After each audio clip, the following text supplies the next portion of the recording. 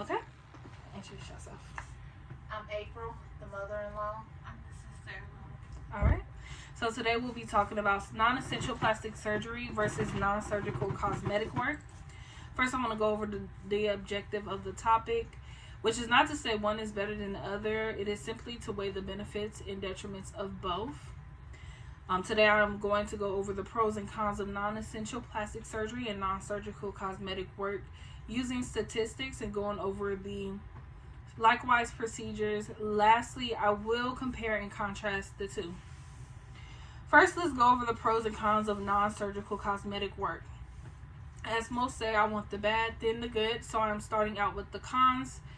Starting with the potential side effects, treatments can cause temporary discomfort, redness, and swelling, even serious complications including, but not limited to, scarring, burns, and swelling.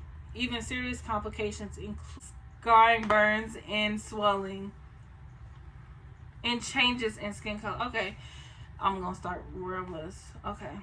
Starting with the potential side effects, treatments can cause temporary discomfort, redness, and swelling, even serious complications, including but not limited to scarring, burns, and changes in skin color. Also, the outcomes of these procedures may not meet the expectations of the patient, which can potentially lead to disappointment and psychological distress. The pros are reduced recovery time. It often allows the patient to return to their daily activities almost immediately. The fear and stress associated with surgery are eliminated and often more affordable than their surgical counterparts.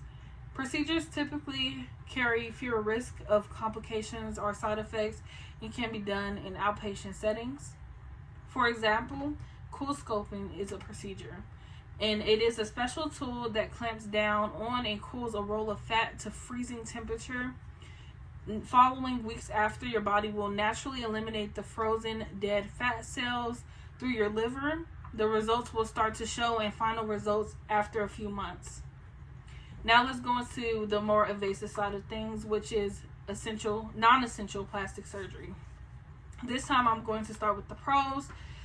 Of course, it has a quick result that can be long-lasting, permanent, depending on aftercare. Next, it can improve health, reduce pain, and better mobility. Breast reduction surgery can help alleviate neck and shoulder pain caused by the weight of course, more large breasts. Liposuction can help remove excess fat that may hinder an individual's mobility, making it easier for them to move around and engage in physical activity.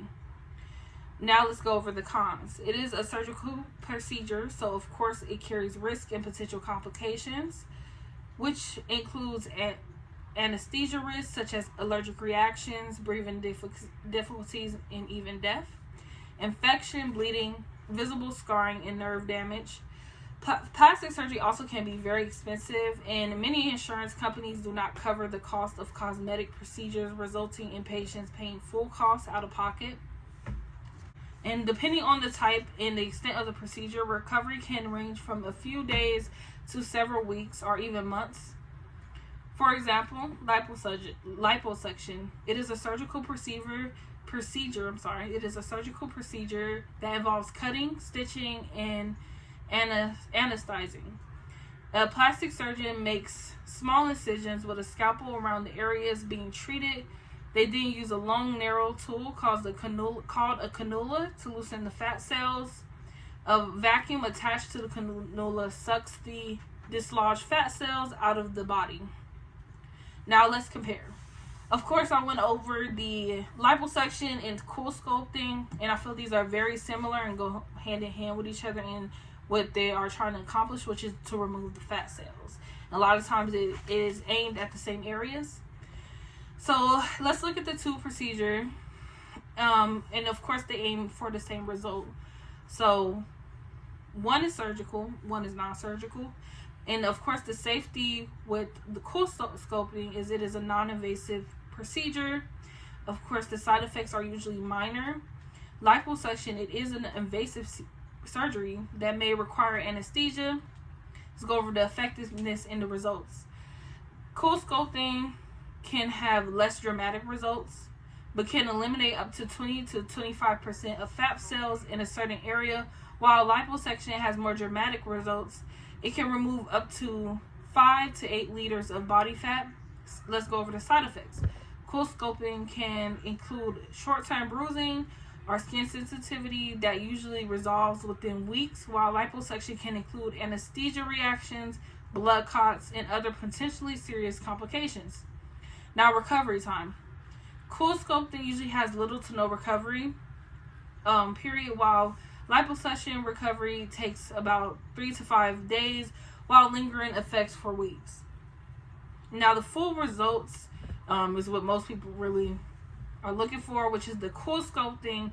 After a few weeks, you can see results, while liposuction up to a few months, you can see results. CoolSculpting with the cost, it can be between around $2,000 and $4,000, while liposuction of average cost is around $3,637, which both were reported in 2020. That's where that number comes from. And the number of treatments needed for the results. CoolSculpting typically a few 1-hour sessions, while liposuction it only needs one procedure. So, of course, I went over the pros and cons of non-essential plastic surgery and non-surgical cosmetic work using statistics, and went over the likewise procedures. Lastly, I compared the two. It is imperative for those interested in having a procedure done to thoroughly research and consult professionals before undertaking any cosmetic procedures. Thank you for your time.